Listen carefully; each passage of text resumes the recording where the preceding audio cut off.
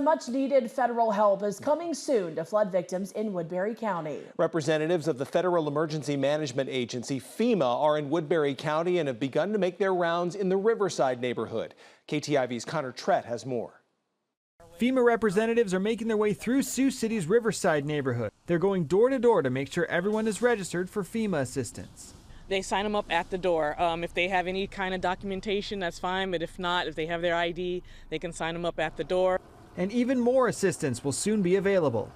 Once they get further into that process, then they'll have the home inspection, and they either get the grant money that they're eligible for, or they'll get a letter in the mail saying that they might need more information from FEMA. After homeowners are signed up, they can finish the rest of the application process at a disaster recovery center. The closest center right now is in Rock Rapids, but FEMA is scouting locations for a center near Sioux City. We make sure it's accessible and we make sure it's safe. And we make sure that it at least might be close enough to the residents who were affected so they can get to that disaster recovery center without any difficult or traveling a long way. In Sioux City, Connor Trett, KTIV News 4.